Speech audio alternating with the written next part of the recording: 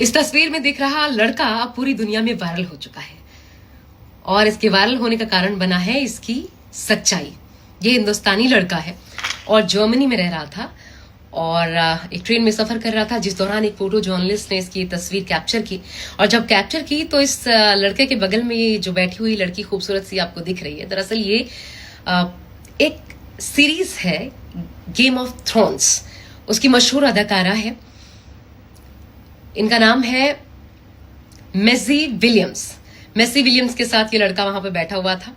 इसे कोई फर्क नहीं पड़ा, लेकिन तो ये तस्वीर तो कैप्चर हो गई, लेकिन इसके बाद इस मैगजीन ने इस लड़के को ढूंढना शुरू किया।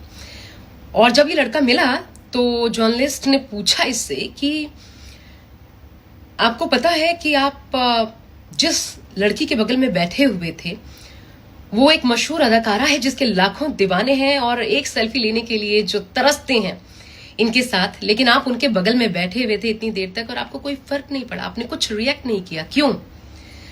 तो वो लड़का बड़े अदब के साथ और बड़ी सच्चाई के साथ कहता है कि जब आपके पास किसी देश में रहने का परमिट तक नहीं है, आप अवैध तरीके से रह रहे हो, जब आप रोजाना इसी तरीके से अवैध तरीके से ट्रेन में सफर कर रहे हो, आपकी जेब में 1 यूरो भी ना हो, तो इससे क्या फर्क पड़ता है कि आपके बगल में कौन बैठा हुआ है।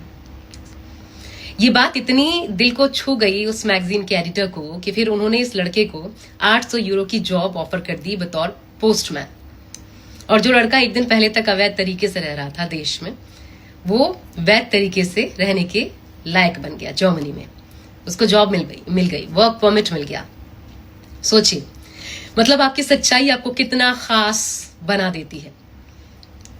और इस लड़के ने न सिर्फ ये वायरल हुआ है बल्कि हिंदुस्तान का भी अपने साथ साथ मान बढ़ा दिया है। ये हिंदुस्तान में बिहार का रहने वाला लड़का है और इसकी स्थिति देखकर, इसका चेहरा हाव भाव देखकर आप अंदाजा लगा सकते हैं किस स्थिति में रह रहा होगा, इस पर क्या बीत रही होगी। लेकिन इसकी सच्चाई ने इसे कहां से कहां पहुंचा दिया, पूरी दुनिया में वायरल कर दिया। शायद इसलिए हमारे बड़े बुजुर्ग कह गए हैं कि सच्चाई से आपका भला हो ना हो, आपका खराब कभी नहीं हो सकता। इसलिए सच्चाई का दामन कभी मत छोड़ो। ये खबर ये अपने बच्चों को जरूर बताइएगा।